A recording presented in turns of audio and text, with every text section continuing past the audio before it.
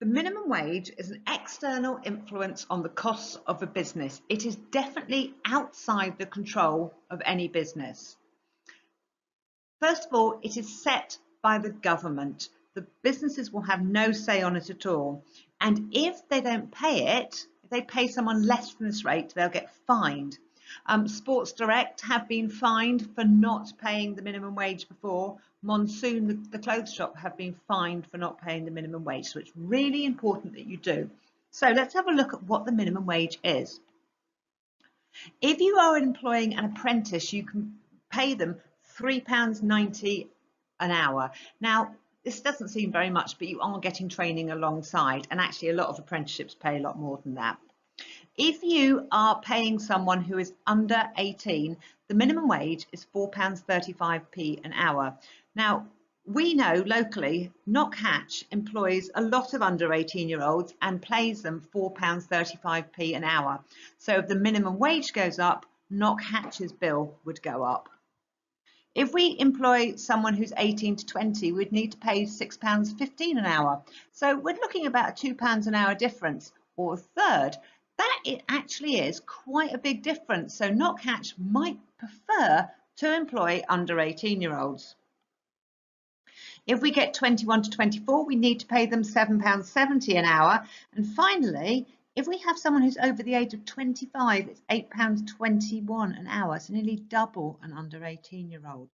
So if businesses have a large amount of people who are employed on the minimum wage, when the minimum wage goes up each year, it will increase their wage bill. So if we're looking at a business like Knockhatch, they have a huge amount of staff. The staff are all on the minimum wage. This will have a significant impact on their costs and therefore their profit. It is planned by next year for the minimum wage to be £9.30. Now that's a big leap. If we think how many hours a day people work, how many people work there. So the minimum wage will have a big influence on the costs that a business has. The two businesses that I'm going to be looking at are Hook Farm and Drusilla's. You may well have chosen to look at another one, and you'll need to think about it in the same way. So the questions we're going to ask is explain how the minimum wage and the yearly increase will affect the costs of these businesses. Every year the minimum wage will increase. So first of all, think about how many people it employs. Hook Farm probably doesn't employ that many people. And quite a lot of the people it paid were already members of the family. So yeah, it might affect it. Think about Drusilla's. They have loads and loads of employees to work in the park. So we would assume that Drusilla's will be affected more than Hook Farm. Think then again, what proportion of its costs are wages? Now, Drusilla's has loads of different costs, but I would imagine the wages of its staff are a significant cost. So the influence of the minimum wage on the overall cost of Drusilla's is probably going to be important.